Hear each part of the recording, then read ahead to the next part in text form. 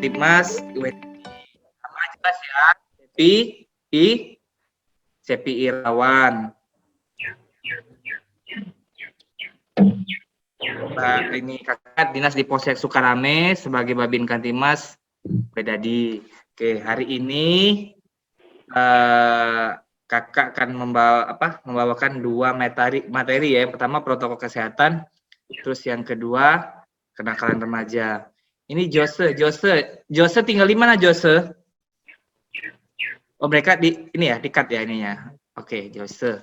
Ada Nabi. Oke, terima kasih. Ada Mita, ada Aldi, Jose, Nabila. Oke, ini rata-rata ada yang paling jauh di mana? Ada yang dari Lampung Selatan? Ada. Selatan. Yang paling ada, Pak, ada. Oke. Ada, Pak. Oke. Yang pertama kita dalam hal ini kita materi tambahan protokol kesehatan. Kenapa? Karena insya Allah sebentar lagi adik-adik sekalian, apabila keadaan kita membaik, zona kita mulai kuning atau menghijau, kita akan bertatap muka. Jadi nanti adik-adik sekalian pasti kalau sudah bertatap muka lebih semangat ya belajarnya ya, akan lebih semangat. Oke, sekarang protokol kesehatan. Ada yang tahu apa itu protokol kesehatan? Adik-adik sekalian ada yang tahu? Jose? Memakai masker. Oh iya, itu menjaga jarak. Betul. Terus ini Pak, makan bareng-bareng atau pegang orang. Oke, nanti seandainya adik-adik sudah bisa masuk lagi seperti dulu, bisa bertatap muka, hal-hal yang harus adik lakukan, adik patuhi adalah yang pertama, adik-adik harus selalu memakai masker ya, selalu wajib pakai masker. Ini masker yang kakak tunjukkan ini adalah masker medis ya adik-adik ya. Nah, jadi ketika nanti adik-adik dapat bertatap muka bersama, kita harus patuhi protokol kesehatan. Yang pertama harus pakai masker saat berangkat di sekolah maupun pulang dari sekolah.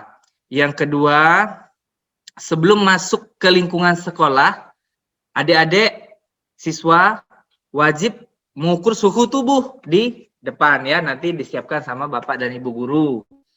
Kemudian sebelum masuk ke dalam kelas, adik-adik wajib mencuci tangan. Alhamdulillah di sekolah kita sudah disiapkan setiap kelas ada sabun dan alat pencuci tangan.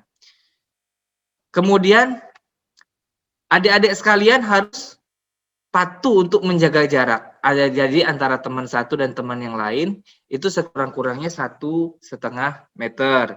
Jadi jaga jarak. Kemudian selanjutnya adik-adik tak usah bersalaman. Nah, jadi tak usah bersalaman dengan Bapak Ibu guru, dengan teman-teman. Boleh bersalaman tapi pakai isyarat. Pakai isyaratnya cukup menakupkan kedua tangan seperti ini. Ini sudah bersalaman dengan isyarat. Nggak usah yang seperti ini tuh nggak usah.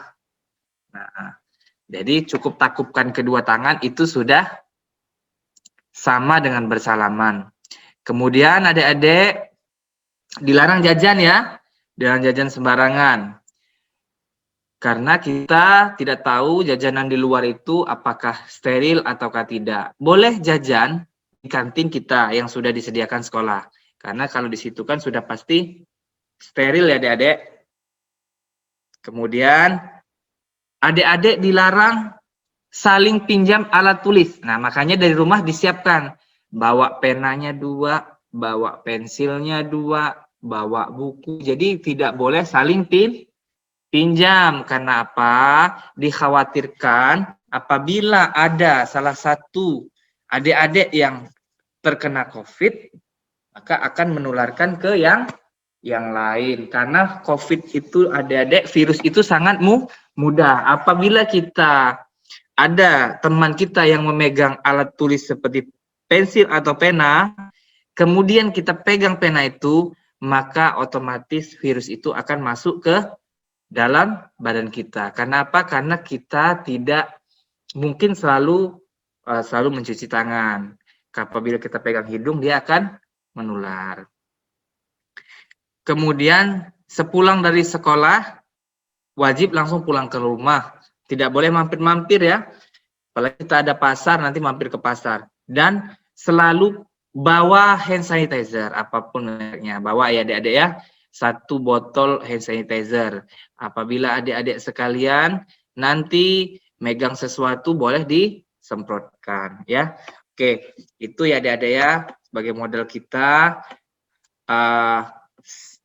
Insya Allah apabila zona kita kuning atau hijau, kita akan bertatap muka. Pengen nggak bertatap muka?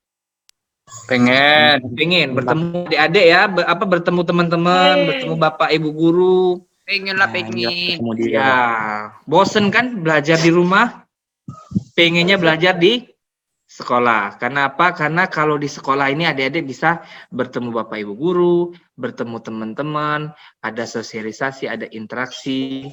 Nah, disitulah indahnya sekolah ya. Kakak aja masih pengen lagi SMA kayak dulu ya. Nah, SMK kayak dulu. Makanya adik-adik harus di rumah harus harus patuhi kesehatan ya, protokol kesehatan. Jadi di rumah juga, mengapa kita sekarang ini belajar pun dari rumah, sistemnya daring? Karena memang kita tidak boleh keluar atau kumpul-kumpul. Jadi adik-adik kakak harap di rumah juga stay di rumah ya, jangan berkumpul dengan teman-teman atau yang lainnya. Kalau adik-adik semua patuh, insya Allah semua patuh, pandemi ini segera berakhir dan kita bisa kumpul kembali. Oke, sekarang kita masuk ke materi kenakalan remaja ya adik-adik ya. Oke. Oke, adik-adik bisa lihat tuh kenakalan remaja. Sekarang kenakalan remaja dan cara mengatasinya. Nah, oke. Adik-adik sekalian, siapa sih remaja itu? Nah, ada yang tahu nggak siapa sih remaja itu? Kita harus paham dulu. Remaja, Pak.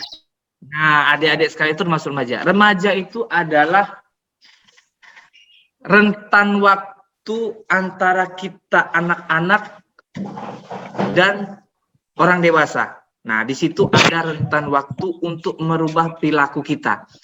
Nah, jadi rata-rata dia di atas 13 tahun dan di bawah 18 tahun. Dari antara 13 tahun dan 18 tahun itulah masa-masa remaja. Jadi begini, penting bagi kita untuk tidak salah melangkah ya adik-adik ya di masa remaja. Kenapa? Karena di masa remaja inilah kita bisa membentuk mental kita, masa depan kita di waktu nanti ketika kita sudah dewasa ya adik-adik ya. Nah, siapa di antara adik-adik sekalian yang di bawah 13 tahun? Nggak ada ya? Nggak ada, rata-rata sudah 13 tahun semua. Dan adik-adik sekalian kan nggak ada yang di atas 18 tahun kan? Nah, jadi adik-adik semua ini adalah remaja. Nah, jadi adik-adik pahami, ketika adik-adik di masa remaja ini salah melangkah, itu akan membuat adik-adik sekalian terjerumus di masa dewasa. Jadi masa remaja itu adalah masa keemasan untuk kita membentuk karakter, kepribadian, dan masa depan kita ke depan. Jadi ketika adik-adik nanti salah melangkah di masa remaja ini, maka secara otomatis masa depan kita akan suram. Oke. Jadi itu sekilas tentang pengertian remaja ya adik-adik ya. Apabila adik-adik salah melangkah, maka masa remaja ini akan menghancurkan masa depan kita ya, menghancurkan masa depan kita semua. Oke, sekarang sudah paham ya Dek ya pengertian remaja. Oke, kita lanjut.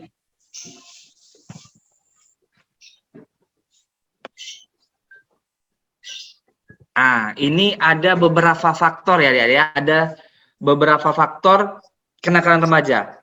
Yang pertama, faktor internal. Yang kedua, faktor eksternal. Yang ketiga, faktor lain. Internal itu dari dalam diri, eksternal itu dari lingkungan keluarga kita ya, dari luar. Faktor-faktor lain itu, oke, kita masuk ke faktor internal.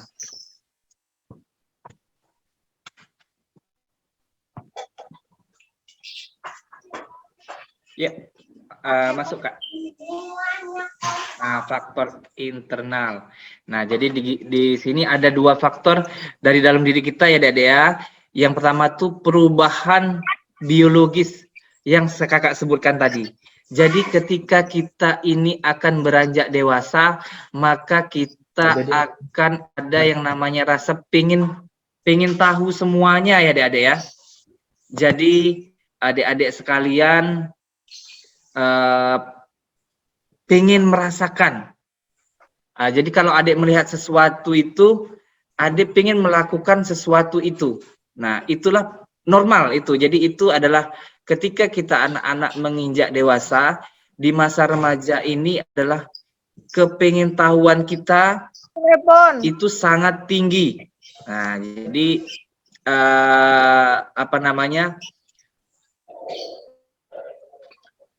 istilahnya kalau bahasa anak sekarang itu, ada yang tahu nggak kalau pengen tahu aja itu? Tahu kan? Nah, itulah bahasa-bahasa ketika kita remaja itu, rasa pengen tahu kita sangat tinggi. Nah, makanya kita wajib bisa mengendalikan semua itu ya, Adik-adik ya. Kita wajib bisa mengendalikan semua itu. Kalau kita tidak ada filter di situ, kita akan terjerumus. Makanya yang di nomor 2 itu, kontrol diri yang lemah. Jadi adik-adik sekalian, harus ada kontrol, harus ada filter dari diri masing-masing. Jadi adik-adik harus dapat membedakan yang mana yang bisa kita lakukan atau yang mana yang tidak dapat kita bisa lakukan. Coba Dek Septio Dwi Kurniawan, coba kontrol diri yang lemah, coba dibaca. Kelihatan nggak dari situ? Septio. Iya, Pak. Coba, kontrol diri yang lemah itu seperti apa? Kontrol diri yang lemah, remaja yang tidak bisa mempelajari dan membedakan tingkah laku yang dapat diterima dengan yang tidak dapat diterima akan tersesat pada perilaku nakal. Begitupun bagi mereka yang telah mengetahui perbedaan dua tingkah laku tersebut, namun tidak bisa mengembangkan kontrol diri untuk bertingkah laku sesuai dengan pengetahuannya. Nah, jadi di sini adik-adik kita harus mempunyai kontrol diri. Artinya filter ya adik-adik ya. Jadi ketika adik-adik sekalian melihat sesuatu, maka adik-adik harus dapat membedakan yang mana yang baik atau yang tidak. Jadi adik-adik harus paham, oh ini kira-kira boleh nggak ya saya lakukan? Oh ini nggak sepatutnya saya lakukan. Sekarang kita kebanyakan suka nonton YouTube ya adik-adik ya. Nah, kadang-kadang kita apa yang kita lihat dari internet segala macam, nah itu kita akan ikuti, padahal itu tidak sesuai dengan adat budaya kita. Nah, jadi adik-adik sekalian, apalagi yang siswi ya, adik-adik siswi harus pandai-pandai mengontrol ketika kita melihat apa ya Mas ya? Ada suara ya. Oke. Jadi ketika kita melihat hal-hal atau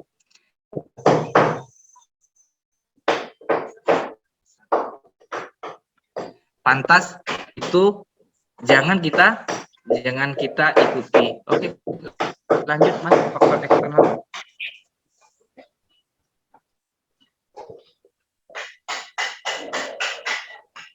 Faktor eksternal.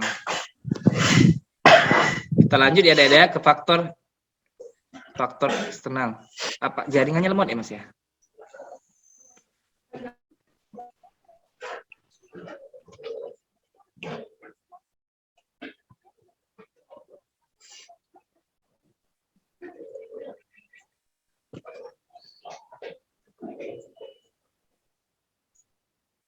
Oke, sekarang ke faktor eksternal. Faktor eksternal itu bisa dari keluarga, bisa dari kawan sepermainan, bisa dari komunitas atau kelompok lingkungan kita. Kalau dari keluarga biasanya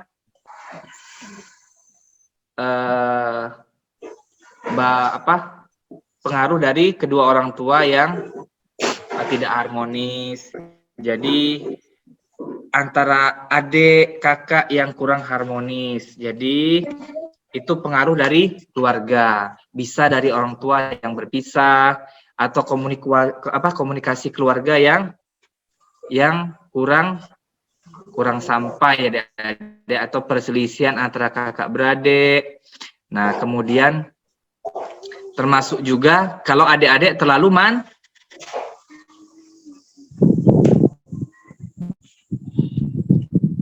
susah, kita membebankan kepada orang tua kita. Yang kedua, pengaruh kawan sepermainan yang kurang baik. Mungkin di sini ada yang lingkungannya kurang baik. Contoh lingkungan kurang baik itu di Panjang. Siapa yang dari Panjang, adik-adik sekalian? Nah, di situ kan kawasan industri. Jadi kurang baik untuk tumbuh kembang. Kalau di Wedadi atau ada yang dari ini ya, dari apa? Wehui ya, banyak yang dari Wehui ya. Itu insya Allah lingkungan kita semuanya baik. Yang ketiga dari komunitas. Ada nggak ada yang ikut komunitas di sini?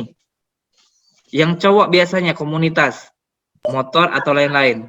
Pak. Nggak usah ya, belum boleh, kita masih adik-adik sekalian semua masih pelajar. Jadi kita apabila pelajar, kita tidak usah ikut-ikutan komunitas seperti motor atau komunitas apa itu, lebih baik kita ikut organisasi yang ada di sekolah, seperti pramuka, OSIS, itu lebih membangun ya adik-adik ya, lebih membangun diri, ketimbang kita ikut komunitas yang di luar, yang nanti akan membuat kita terjerumus. Oke, lanjut ke faktor lain.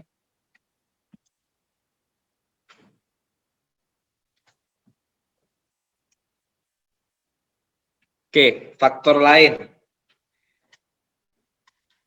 Oke, kita bahas ya.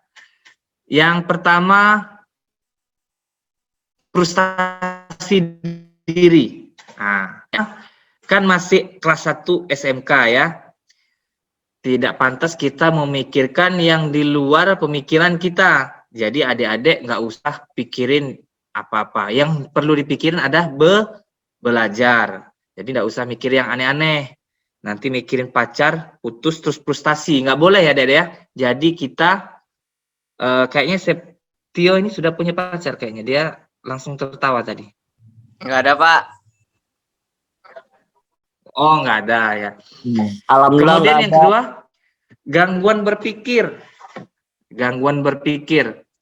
Jadi, makanya kata kakak tadi, apabila kita masih pelajar, kita cukup memikirkan yang wajib dipikirkan pelajar. Nggak usah kita memikirkan yang lain-lain. Yang kedua, kurang kasih sayang orang tua.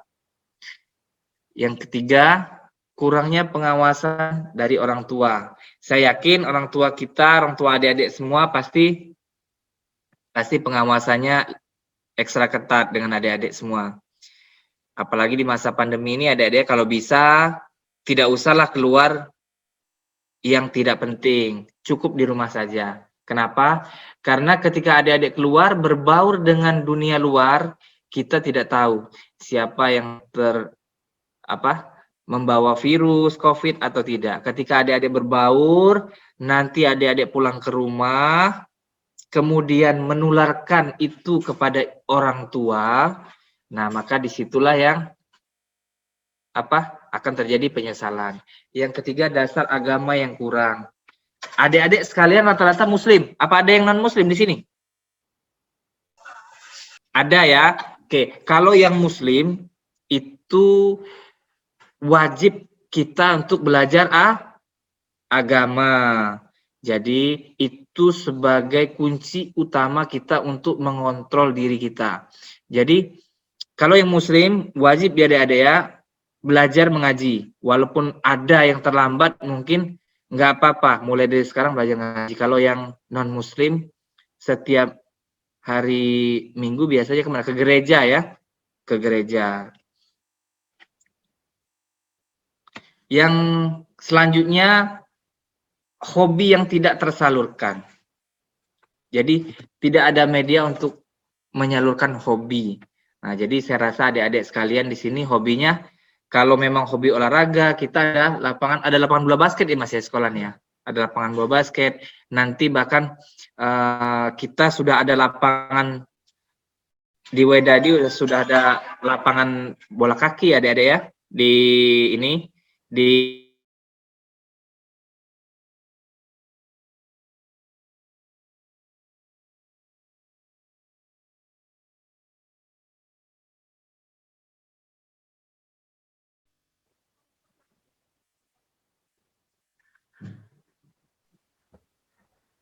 Baik, ditunggu sebentar ya, karena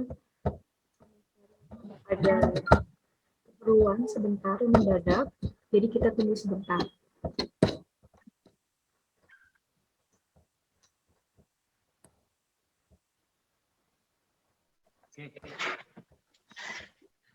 Oke, maaf ya adik-adik ya, sebentar tadi ya. Kemudian yang ke selanjutnya apa lagi? Masalah yang dipendam. Jadi begini, apabila adik-adik ada masalah di keluarga, silahkan adik-adik bertukar pikiran dengan kedua orang tua. Ceritakan apa masalahnya. Apabila di sekolah kita ada namanya ibu guru. Nah, wali kelas, ada selanjutnya apa? Mas guru BP ya? Ya, ada guru BP kita. Silakan. Apabila adik-adik sekalian ada permasalahan di lingkungan sekolah, ceritakan dengan wali kelas adik-adik sekalian, kemudian nanti apabila kurang puas bisa ke ibu guru BP, boleh. Jadi adik-adik tidak boleh kalau ada masalah itu adik-adik pendam sendiri. Jadi adik-adik wajib bercerita. Ketika adik-adik nanti bercerita, maka akan mendapatkan wawasan penyelesaian masalah. Kemudian yang selanjutnya, suka menonton yang aneh-aneh, menyalahgunakan obat-obat terlarang seperti narkoba, merokok. Nah, itu saya rasa adik-adik sekalian belum lah ya, jangan sampai terjerumus ke penyalahgunaan narkoba. Kenapa? Karena ketika adik-adik sudah menginjak 12 tahun ke atas, itu sudah bisa dijerat dengan undang-undang. Apabila anak-anak itu masih ada perlindungan anak-anak ketika dia di bawah 12 tahun. Apabila 12 tahun ke atas, itu sudah dapat dijerat oleh pidana. Jadi adik-adik sekalian, apabila melakukan sesuatu yang melanggar hukum, sekarang adik-adik sudah ada tanggung jawab. Jadi adik-adik sekalian ketika menginjak masa remaja, itu sudah dapat dijerat dengan undang-undang KUH pidana. Oke, paham ya sampai sini ya? Ketika adik-adik menyalahgunakan narkoba, mencuri, kemudian apalagi? Tawuran, itu adik-adik sudah bisa dikenakan undang-undang KUH pidana. Jadi tidak boleh lagi adik-adik ya, tidak boleh lagi apabila dulu pernah, jangan sampai terulang kembali. Karena adik-adik sudah dikenakan tanggung jawab pada diri sendiri, sudah melekat. Oke, lanjutnya Mas, contoh-contoh kenakalan remaja.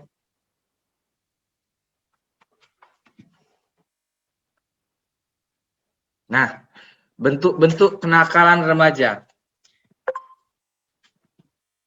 Jose, baca nomor 1 Jose.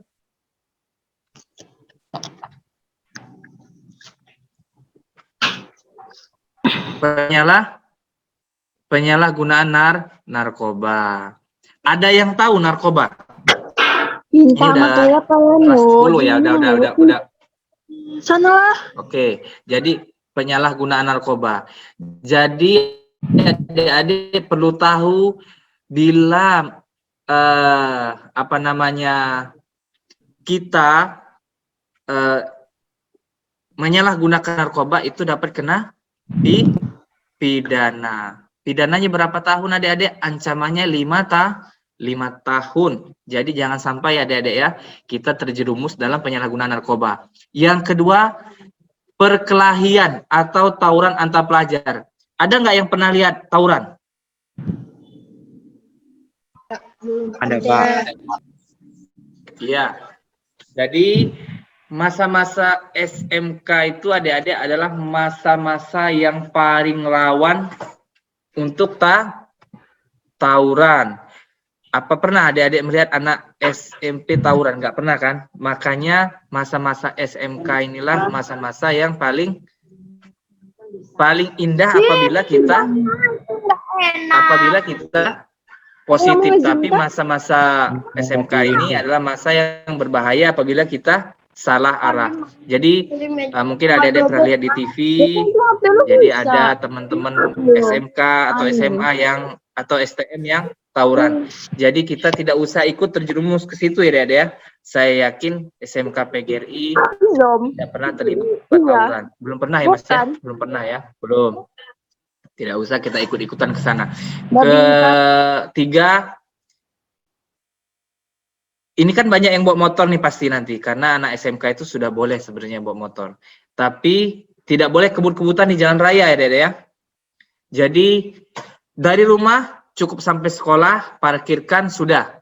Apabila pulang langsung pulang ke rumah. Jadi jangan kebut-kebutan, apalagi kita di pasar. Kalau kita menabrak orang, nanti kecelakaan, motornya rusak, kitanya luka, orang yang ditabrak itu luka, kemudian nuntut, nanti kita bisa dipidana.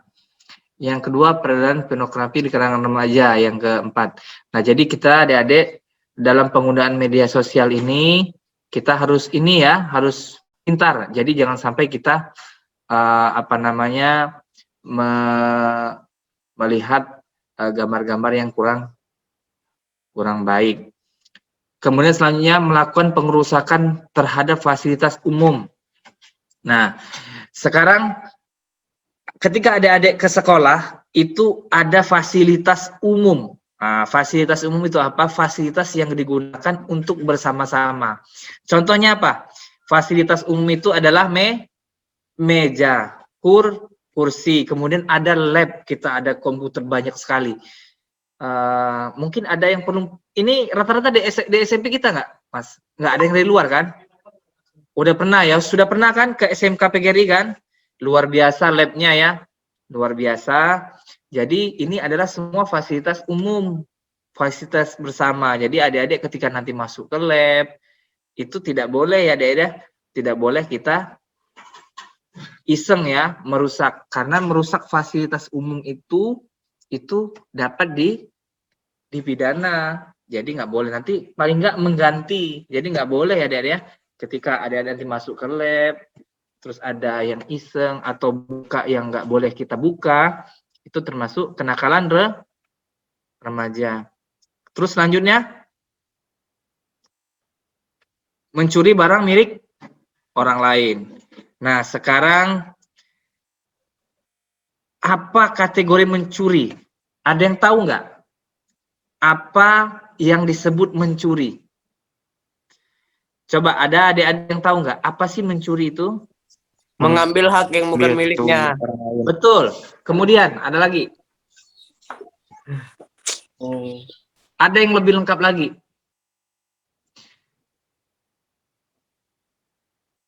Mengambil yang bukan haknya dan apa itu ya? Lupa saya, Pak. Oke. Jadi mencuri itu kategorinya kalau di pasal KUHP itu 362, 3663 ya adik-adik ya. Jadi kategori mencuri itu adalah mengambil suatu barang tanpa seizin pemiliknya, ya adik-adik ya, tanpa seizin pemiliknya dengan maksud ingin memiliki. Nah, itu ya adik-adik ya.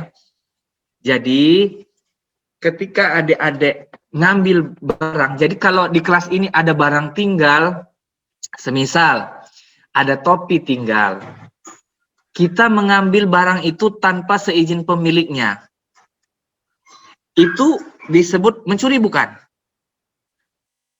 Belum ya adik-adik ya, karena belum kena yang ketiga yaitu ingin memiliki. Jadi ketika dia mengambil topi itu kemudian dia serahkan ke ke guru atau ke apa namanya ke pengurus sekolah, dia serahkan, Pak, ini topinya nanti kalau ada orang yang punya silahkan diambil. Nah, jadi itu nggak kategori mencuri karena tidak ada maksud ingin memiliki. Jadi dia harus ada maksud ingin memiliki. Jadi ketika adik-adik nanti ketemu topi atau ketemu HP di kelas, boleh diambil, boleh, tapi serahkan ke ibu guru untuk dicari pemiliknya. Tapi tidak boleh dibawa pulang karena ketika adik-adik keluar dari pagar sekolah itu sudah bisa dikategorikan mencuri apabila barang itu masih ada pada adik-adik karena sudah ada maksud ingin memiliki. Jadi apabila menemukan barang di jalan, adik-adik boleh diambil tapi diserahkan ke yang mempunyai hak. Bagaimana kalau adik menemukan misalkan HP yang tergeletak di sekolah, boleh diambil tapi serahkan kepada guru untuk dicarikan pemiliknya. Kemudian selanjutnya membentuk kelompok atau geng dengan ciri-ciri tertentu. Nah, ini kan adik-adik kan sudah mulai masuk SMA ini, SMK ya. Udah sudah biasanya anak-anak yang masuk SMA itu adik-adik itu nanti mempunyai kelompok-kelompok tertentu. Kemudian membuat ciri apa di bajunya atau itu tidak boleh adik-adik ya. Nah, itu akan memicu tawuran. Kenapa? Karena ketika terbentuk suatu kelompok kecil-kecil, nah nanti akan tumbuh gengsi di antara keduanya dan akan mengakibatkan tawuran. Yang selanjutnya berpakaian dengan mode yang tidak sesuai dengan keadaan lingkungan. Nah, ini biasanya adik-adik yang perempuan ya. Jadi biasanya adik-adik yang perempuan ini pakaiannya kurang pantas. Ketika adik-adik pelajar, maka pakailah seperti layaknya pelajar. Jangan memakai pakaian yang tidak pantas. Selanjutnya, meminum minuman keras. Nah, ini nggak boleh adik-adik ya. Kita nggak boleh ikut-ikut yang lain. Kakak dulu pernah di Wedadi ini menemukan tempat, tapi bukan SMK PGRI, anak STM lain ya adik-adik ya, SMK lain, itu pernah ada di Wedadi. Dari itu kakak bawa ke Polsek. Jadi jangan sampai adik-adik nanti ketemu kakak, oh nongkrong di sana, minum yang enggak, pasti ketemu, karena kakak setiap hari muter di Wedadi. Oke, selanjutnya Mbak. Next. Nah, ini bentuk-bentuk kenakalan remaja, adik-adik. Ada yang bisa menjelaskan, adik-adik? Yang pertama itu, yang rame, contoh apa itu? Coba tawuran. Yang rame itu tawuran. Ini contoh tawuran. Nah, ini ada yang bawa Hantam. ya, nah makanya sekarang adik-adik sekalian di jalanan itu sering dirazia. Apabila anak sekolah atau adik-adik yang sekolah SMK itu pasti dirazia. Apabila dia membawa benda-benda yang tidak layak untuk pelajar itu akan dibawa ke polsek. Jadi nggak usah ya adik-adik bawa kayak kayu, apalagi besi. Linggis. Nah, bawa linggis tajam. Nah, karena itu tidak pantas dibawa. Yang kedua, yang di bawahnya. Ini contoh apa, adik-adik? Ada yang pernah seperti ini? Membolos. Kemudian yang di atasnya. Rokok. Oke, yang di bawahnya. Coret-coret. Ada kemarin waktu lulus SMP yang coret-coret? Online Pak, coret-coret. Enggak Pak. Nggak ada ya. Coret-coretnya online. Oke. Online pengumumannya ya. Oke, lanjut Mbak. Ke contoh kenakalan remaja. Oke, ini contoh kenakalan remaja di lingkungan sekolah, masyarakat, dan keluarga.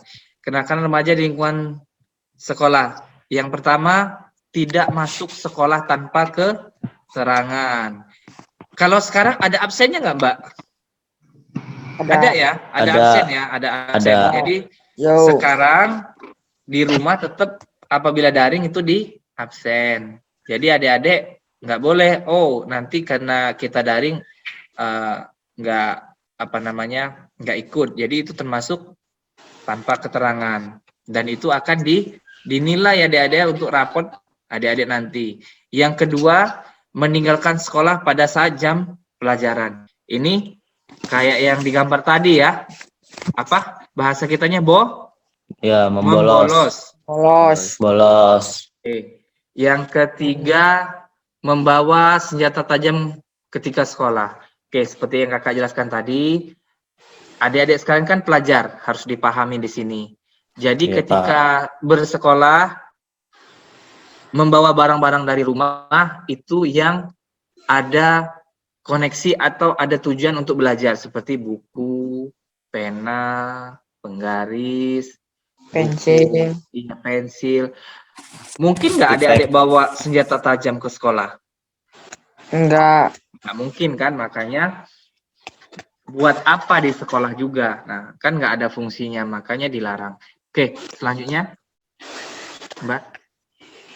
Sekarang contoh kenal aja di lingkungan luar sekolah. Yang pertama, ikut balapan Liar. balapan liar. Biasanya itu ada di W Halim.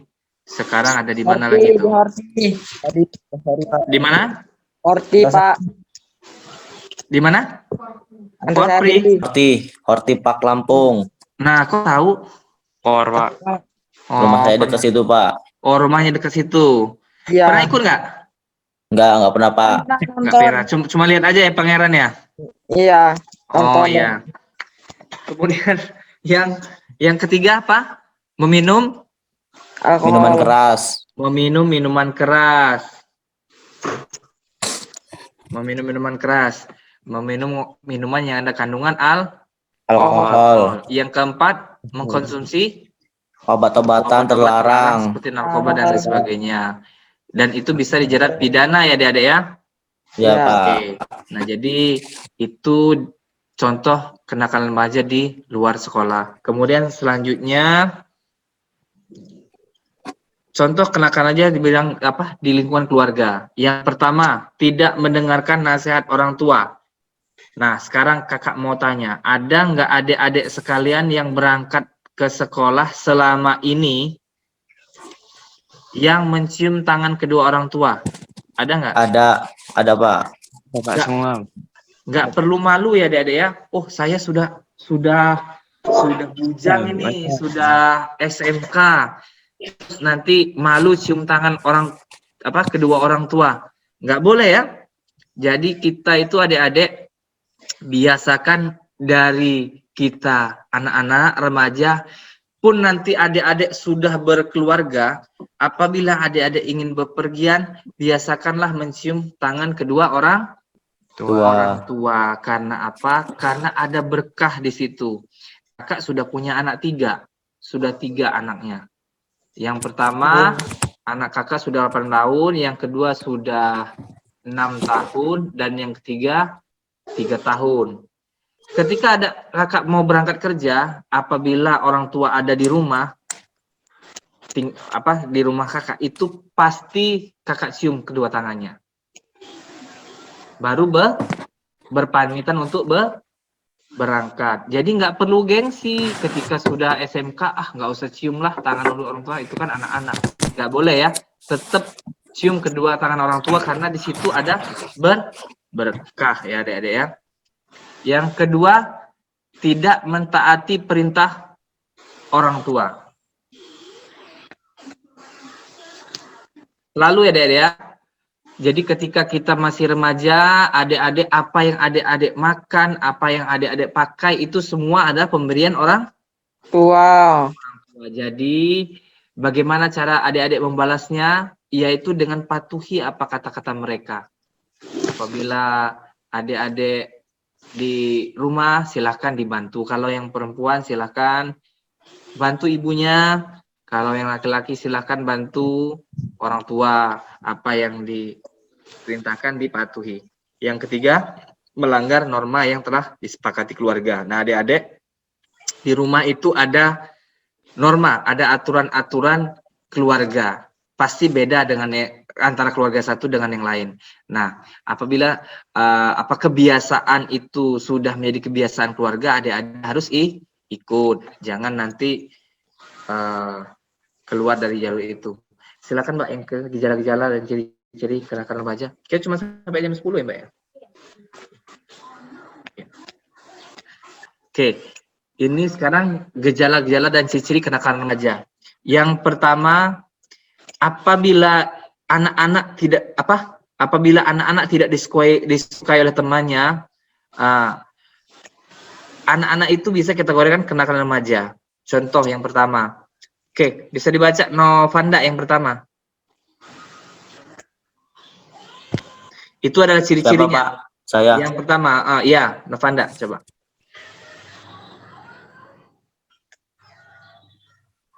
Gejala dan ciri kenakalan remaja. Anak-anak tidak disukai oleh teman-temannya sehingga anak tersebut sendiri. Nah, itu apabila kita nakal ya adik-adik ya, kita tidak akan disukai oleh teman. Duduk sendiri. Nah, ngelamun. Kenapa? Karena teman tidak suka. Nggak ada yang suka dengan anak-anak yang nakal. Jadi, ngapain kita ngikutin teman yang nakal seperti itu. Yang kedua, anak-anak yang sering menghindar dari tanggung jawab di rumah. Nah, jadi kita itu adik-adik di rumah juga punya tanggung jawab. Yang pertama, tanggung jawab kita adalah mengerjakan Tugas rumah. Tugas yang di rumah. Masing-masing adik kan ada tugas di rumah. Tugas itu entah dari keluarga, dari orang tua, entah dari sekolah. Nah, itu harus kita kerjakan ya adik ya. Nah, apabila ciri-ciri orang yang tidak mengerjakan tanggung jawabnya, itu adalah ciri-ciri kenakalan remaja. Jadi ketika kita diberi tanggung jawab, kita harus selesaikan tanggung jawab itu. Karena apa? Karena dari situlah kita belajar adik-adik. Nanti ketika adik-adik sudah besar, sudah menjadi orang dewasa, adik-adik kerja di suatu perusahaan, atau adik-adik jadi PNS, adik-adik itu akan diberi suatu beban yang namanya pekerjaan. Nah, jadi ketika adik-adik remaja ini sudah membiasakan diri dengan hal-hal yang baik, menyelesaikan suatu tanggung jawab, insya Allah nanti ketika adik-adik sudah dewasa, sudah bekerja, nanti adik-adik tidak akan kesulitan. Kenapa? Karena adik-adik sudah biasa di masa remajanya menyelesaikan segala tanggung jawab. Nah, jadi makanya kakak bilang dari awal, masa remaja inilah adik-adik sekalian membentuk diri, mental kepribadian adik-adik untuk masa depan. Kemudian yang ketiga, anak-anak sering mengeluh. Jadi orang yang sering mengeluh itu adik-adik, biasanya kan ada teman-teman kita yang suka mengeluh dengan kehidupan dia, melihat orang itu selalu Nah, itu adalah ciri-ciri di dalam diri dia itu kepribadian itu ada benih-benih kenakalan. Dia suka membandingkan diri dia dengan orang lain, kemudian mengeluh.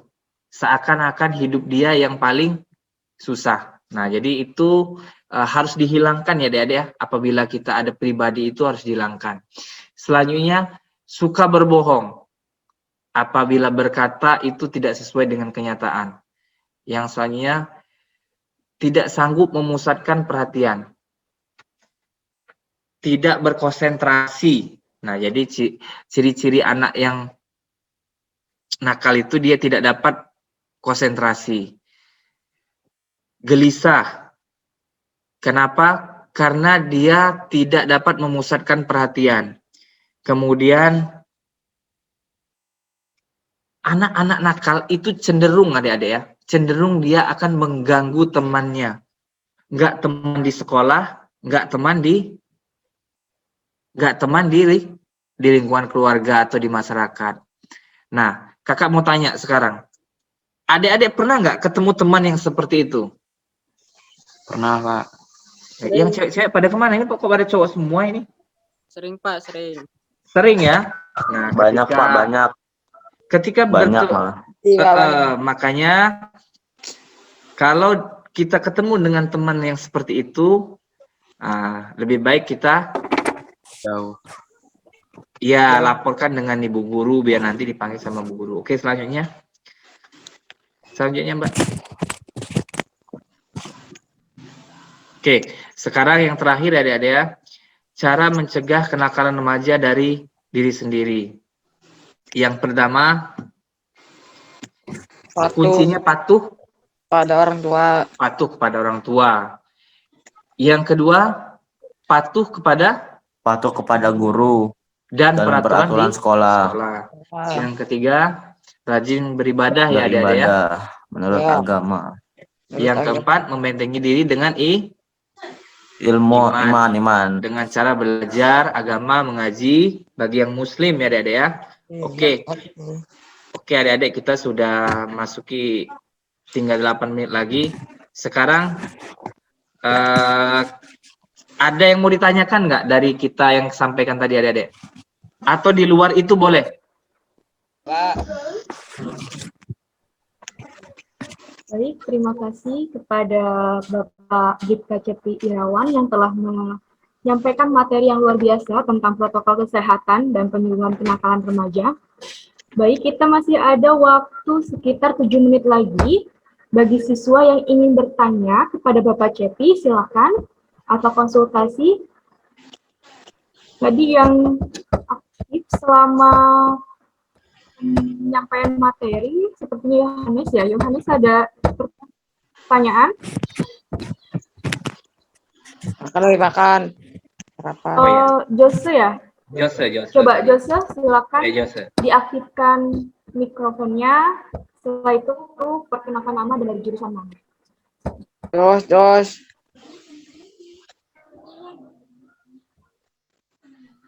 Silakan Jose. Cepat lagi Jose. Jose ngantuk. Novandi boleh Novandi? Enggak Pak, saya nggak ada pertanyaan Pak. Oh, cukup ya. Iya Pak, cukup. Jose, mic-nya mati ya, dihidupkan dulu. Mic-nya dihidupkan dulu Jose. Ngelek tuh Jos, ngelek. Atau ada kendala mic ini? Aduh. Oke. Oh ya. Novandi tinggal di mana? Novandi? Saya tinggal di Sababalau Pak, di samping Hortipark. Di samping Hotifa. Oh iya. Jurusan apa? Jose, ini Novandi. Rekayasa perangkat lunak Pak, RPL. Oke. Makasih. Ya Pak, sama-sama. Oke, baik. Sepertinya Jose ada kendala mic, Pak. Mungkin saya bacakan aja pertanyaannya. Pertanyaan dari Jose ini, Pak, kalau penipuan di game online itu bisa dikenakan sanksi atau tidak? Oh, iya. Terima kasih. Terima kasih, Dek Jose ya. Jadi begini. Penipuan online itu masuk ke 372. Boleh. Jadi dia masuk ke tindak pidana. Cuman dia beda dengan penipuan biasa seperti 372 itu kan ada dua kalau dia nyata, ketika kita menipu seseorang keadaan nyata itu berbeda hukumannya dengan penipuan online. Kenapa? Karena kalau dia menipu melalui SMS atau WA itu dia bisa dikenakan dua. Yang pertama dia bisa dikenakan pasal KUHP 372, 378. Kemudian yang kedua dia bisa masuk ke Undang-Undang ITE, Undang-Undang Pelanggaran Elektronik ITE. Jadi dia bisa dikenakan dua sanksi pidana. Jadi adik-adik sekalian, banyak di media sosial yang SMS, WA, segala macam, atau email yang tujuannya ingin menipu ya adik-adik ya. Nah, memang hal itu cyber kita di Polda memang agak kesulitan untuk mengakses orang itu karena biasanya Pelaku yang menipu di Lampung itu tidak di Lampung. Biasanya dia di Makassar atau di Kalimantan. Begitupun yang menipu di Kalimantan itu biasanya dia tidak akan di sana, tapi dia dari Palembang atau karena mereka dari ujung ke ujung. Jadi tidak di suatu tempat. Sedangkan cyber kita terbatas apabila di Polda Lampung dia hanya bisa menjaring di Sumatera. Jadi itulah yang kesulitan-kesulitan kita. Makanya adik-adik, kakak sarankan kepada adik-adik, apabila mendapatkan SMS atau WA dari yang menyebutkan dia kita menang undian atau segalanya, itu jangan kita teruskan ke teman-teman kita. Abaikan saja. Dan apabila sudah terjadi, itu boleh adik-adik laporkan ke polsek terdekat, mentransfer atau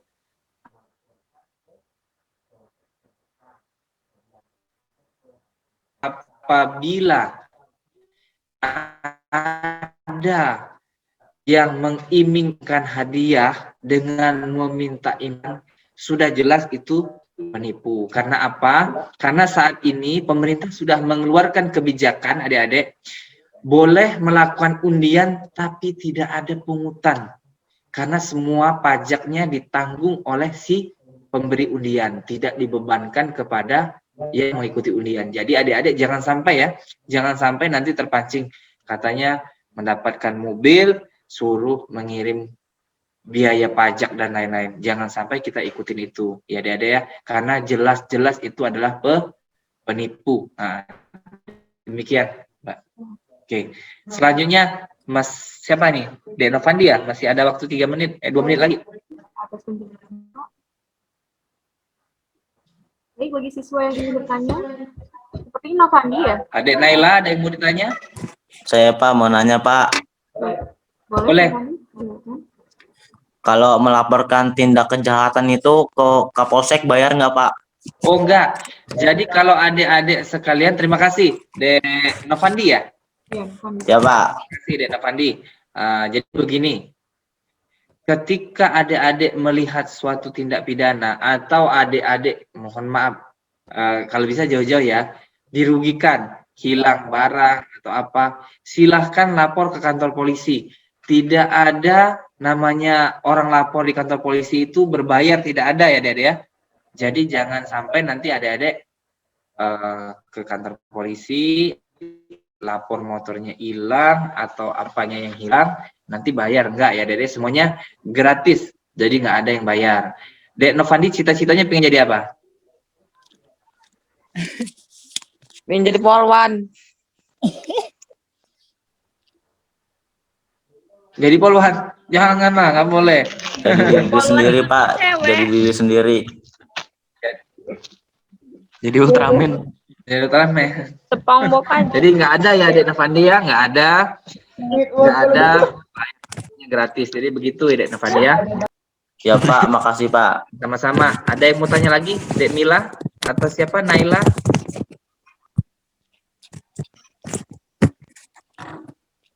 Atau ini Pangeran apa nih? Pangeran Lan? Tabrek. Enggak Pak. Oh Langit. Pangeran Langit. Aduh Pak. Oke.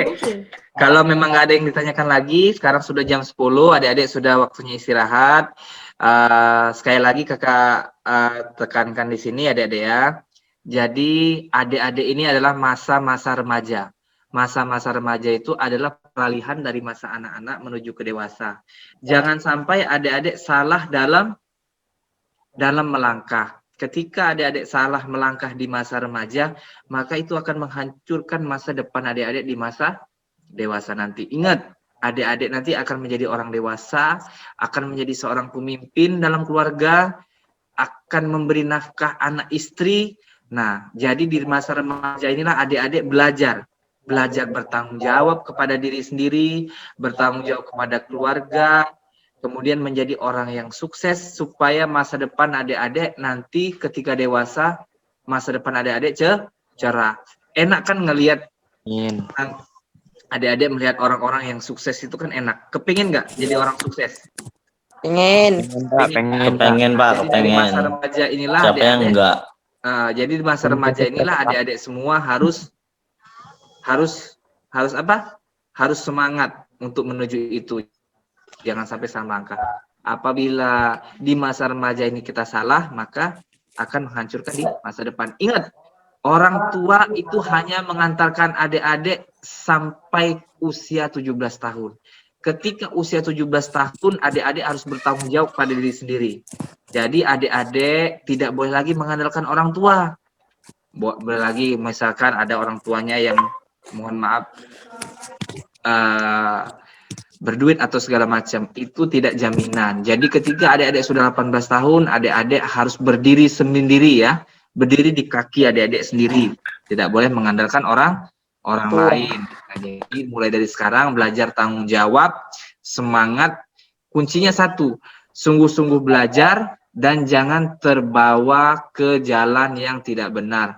Dengan apa? Dengan filter kata kakak tadi, menyaring yang kita tidak boleh lakukan. Jadi itu saja. Terima kasih adik-adik semua, tetap semangat ya belajar di rumah. Oke. Iya Pak. Oke, mohon maaf apabila ada kata-kata kakak yang kurang berkenan. Kakak tutup di sini ya. Terima kasih. Assalamualaikum warahmatullahi wabarakatuh. Waalaikumsalam warahmatullahi Warahmatullahi wabarakatuh.